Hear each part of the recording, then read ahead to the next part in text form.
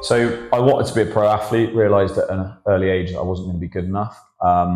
Went and worked in an office for a couple of years and realised I also couldn't work in an office of just being sat behind a desk.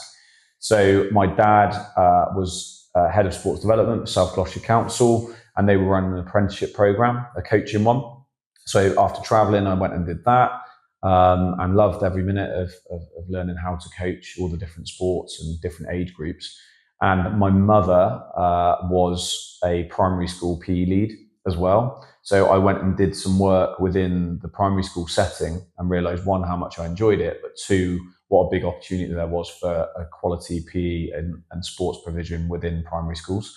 And we set up 5 after-school clubs back in 2009. So that's the origin of it.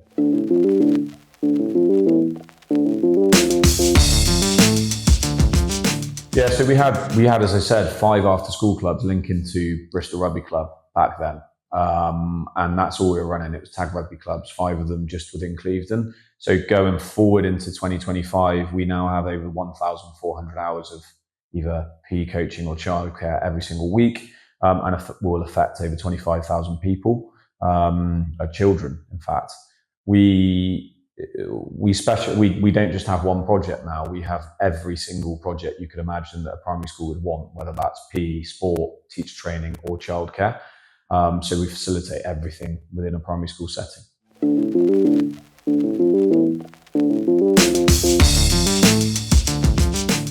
I think the ability to make a provision bespoke to that set school, whether that's logistics, whether that's behaviour, whether that's the area that they're from. I'm really thinking outside the box to link it up to club school links and link it up with the whole community as well. So I think making it bespoke is our USP. And I also just think the standard of qualifications that we require over every other sports and coaching company, they're a lot higher than the majority of them. We've either got ex-teachers, ex-HLTAs, or minimum level 2 qualified coaches. And on another sense is that every single member of staff has a manager and a direct report that they work with and develops them throughout their career with us.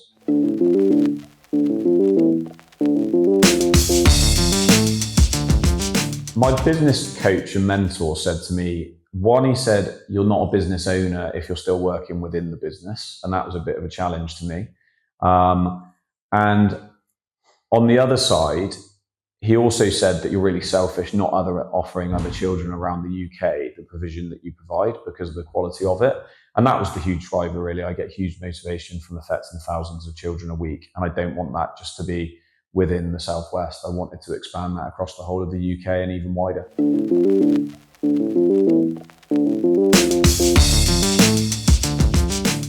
3 years ago now, so back in 2022, we had a coach who was moving. He was moving to Wales from here, and he'd been with us for 7 years. On his exit interview, I basically said, well, what are you going to do? Like, when you move forward, you've been great for us. And he just said, what I really would want is to take what I'm doing now every day and drop that into the Cardiff area.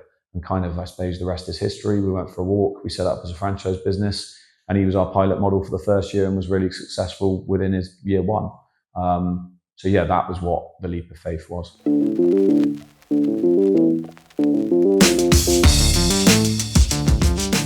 We sat down a little while ago and discussed, who is our perfect franchisee.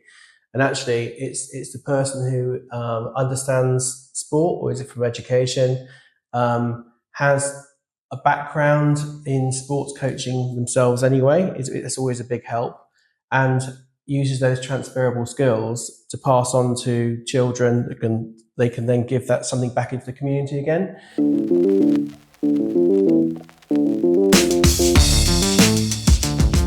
So what the athletes tend to do when they come to us, and sports people come to us, they're very competitive. They want to grow this business, but what they don't know, that they don't actually have, is that ability to take those skills or ways into the right format. So with the franchise operation that we've got, obviously it's a well-trodden path. It's 16 years in, and we have all the head office function here. So our franchisees end up being very good coaches and running good coaching teams, because in the background they've got safeguarding covered, they've got HR covered, they've got the financial side, marketing, the booking system, etc. So all these parts of the company they get to use within their own companies, and hence we can then grow a successful business for them.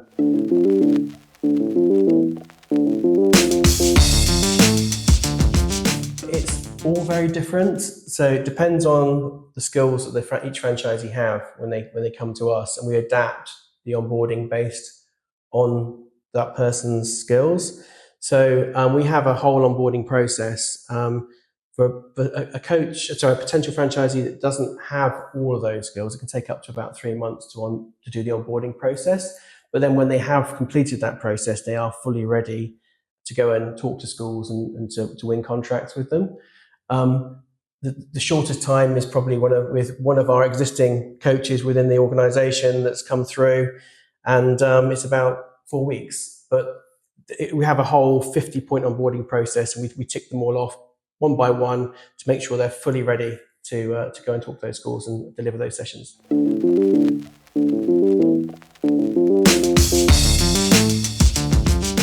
Ambition is one thing. The ability to follow process, and athletes, sports people tend to have had their whole kind of careers based around a process and following a path. It's no different when you become a franchisee. So our coaches, the ones that do very well, are the ones that are ambitious, but are happy to follow our processes and to kind of grow with us. I mean, we're only successful on the back of how successful our franchisees are. So it's an interesting but successful journey. A typical day would be to download our booking sessions. So each of the lesson plans for their coaches. They would probably do some of the coaching themselves as well. They would go and deliver great high level and high energy PE lessons within the schools, some themselves, but also to support their coaches in doing the same thing. We have breakfast clubs and wraparound care, so before school and after school. So they'll be making sure that the coaches have got everything they need to deliver those sessions correctly. And then get themselves ready for the next holiday club, because that's only around the corner. We do 6 a year, so there's planning involved with that. Talking to head office on a regular basis, because there's a huge support mechanism, particularly with holiday clubs, because there's different themes throughout each holiday club, and they would be part of the whole process that's been going on for all those many years. So it's a very well-trodden path.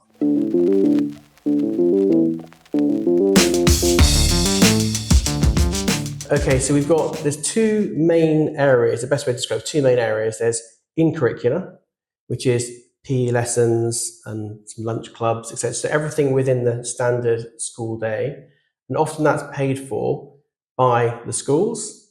So that would be invoiced. We do the invoicing, so we do all the financial bits on behalf of the franchise as well, but that would be invoiced to the school. And so there's a profit within that for our coaches and franchisees. Then there's also the extracurricular. And the extracurricular is the part of the business that's grown the fastest particularly the last kind of 3-4 years. So, and that's like breakfast clubs. So we would put on a breakfast club for children that want to get to school a little bit early. That would involve some craft. It includes some sport, and includes some like toast and fruit, etc., some breakfast as well. They then goes ahead with the in curricula, and then after school, we then have wraparound care. So wraparound care would be, again, similar to the breakfast club, where we do sport and we do craft, etc., but themed with those pupils who want to stay. They also get some food as part of that as well, and so there's enrichment as part of that whole process. So there's those two. So that's the kind of typical kind of day, and on top of that, you can add after school clubs, so specialist clubs like football clubs, cricket clubs, rugby clubs, etc., which will be of particular interest to your new coaches coming through, or the franchisees, because they probably have a specialism sport they're interested in. So there'll be an after school club, say 15, 20 people that come to a club. It's parent pay, so we have a great booking system that take all those payments on behalf of our franchisees. And we deliver a great session. And then finally, again, there's a lot of different products within our portfolio, is the holiday clubs. So the holiday clubs, we have some funding called HAF funding. So it's holiday activities and food. So, and this is the Marcus Rashford Foundation. He was the one that founded that. And it means that there's money available to support children that can't typically afford to go to these sessions, and includes a really nice healthy meal for them as well at the same time. So we put on half-funded sessions, paid for by the government, local authorities, alongside the parent-paying sessions. So typically the profit on our for our franchisees as they come through and delivering these sessions is more than 50% on each session. So you do the maths. You've got to grow a business, significant business over time. Then our franchisees do exceptionally well.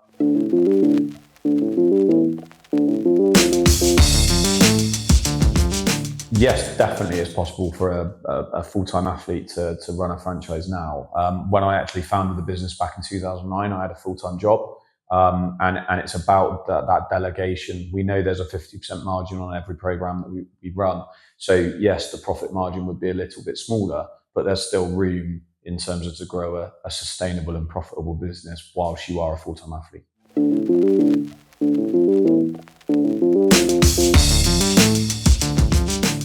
Okay, so in theory, that could be something very similar. What we would find is the person that committed themselves full-time, their costs would be slightly lower going forward because they won't need that lead coach in place to support most of the day-to-day running of it.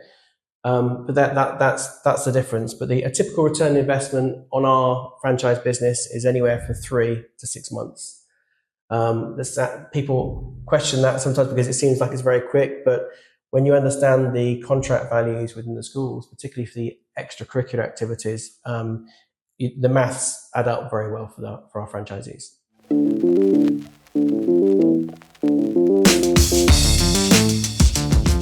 So as a little example, we've got a franchisee that is based around the Somerset area. He started back in July. He started with one school. Initially, he was just doing a breakfast club with wraparound care within that school. He needed a bit of support from some extra coaching support within that school, so he got a part-time coach involved. He then won a second school, and he got a PE contract within that school. That school then went on to want a second coach within that school. So as you start working with these schools and you do a good job, you find that the jungle drums start to bang, and you get more and more people around that area that hear what a great job you're doing, and you win more and more work. Now, since then, he's now got another school linked to the original school. So suddenly he's now got 3 schools he's working with, and across those he's doing breakfast club, wraparound care, PE provision within the schools, and some one-to-one mentoring as well. And his turnover now across the 3 schools is over £200,000.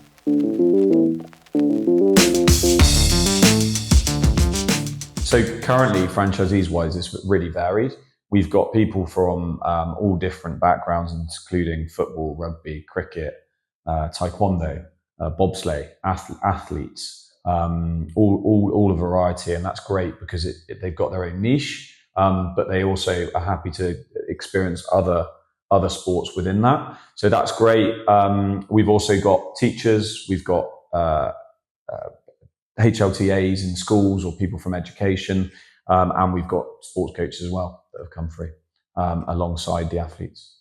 Yeah. So the network that comes with it is great. It's really varied. So, for example, any question with regards to education, you've got teachers in there who would know how to answer that. So we collaborate a lot in terms of with all that network of franchisees. So they're always sharing ideas, sharing what's working best, sharing what maybe not to do, or things like Sports Week coming up, and this is how we can target some schools, or Mental Health Week. There's such a variety of knowledge and wealth of knowledge within that foundation, and each month's just being added to with new franchisees coming on board.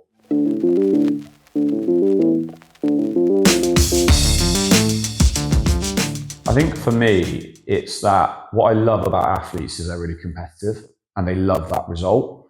But also they're not scared to fail. And I think that's brilliant because ultimately within business, it is perseverance. You don't just send an email and the first email you win loads of contracts. it will take time, but we've got the strategy behind that to actually go through. Actually, if you follow this process over a period of time, you are going to win business because every single one of them has. So I think the link up is great with the same as me, that competitive edge, but also the ambition and wanting to earn more. And actually now it's great with that network that they kind of challenge each other. So if someone's just want a piece of business, the other one does as well. So I think all of those traits and those skill sets really link. And like Dave said earlier, that process-driven approach, even the onboarding, we've got a 50-stage process. And if people can just listen and trust us and follow us, we know that they can have a successful business. I'd like to add in there as well that our coaches do collaborate with each other very well. So it's all about sharing best practice.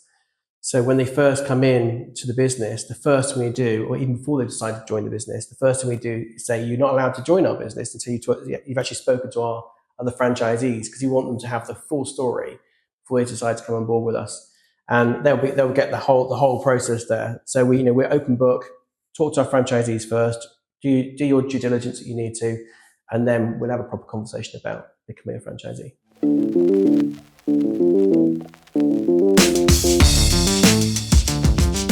If I could start with HQ of how we're going to grow, I think that's really important to note that every year we're coming up with new programs, things like linking up with a charity that I founded 12 years ago to do one-to-one bespoke mentoring.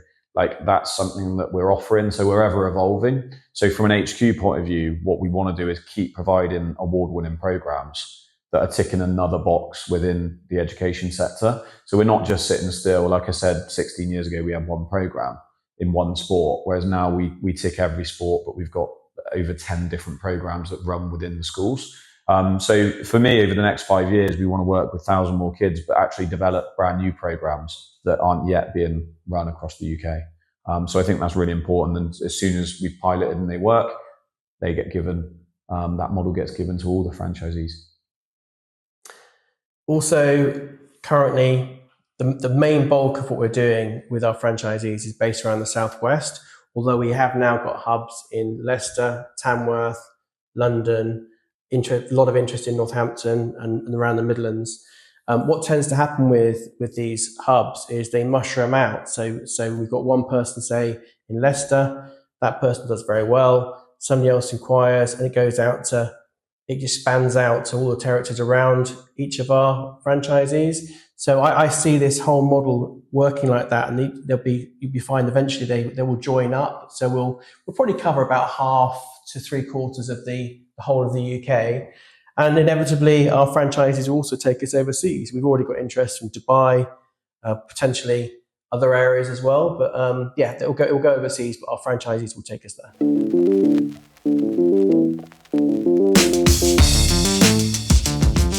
With our franchisees, obviously over time they may decide to move out of the area or go somewhere else. And we'd obviously hope that they would take our concept with them. So the Future Stars franchise will go with them and they develop it there as well. But they have got a business. It's a territory that's there as well. So we would support them in the process of selling that territory to either to their coaches that are within it. That often happens. But also we'd market it and sell it to external parties as well. The good news is when you are growing a franchise business, obviously you can earn very, very well from the ongoing business that you do with the schools, but it actually has a value as well. That value is typically 1 times turnover or 3 times profit. So you can just do the maths. It's not difficult. If you've got a £200,000 a year turnover, that business will be worth £200,000.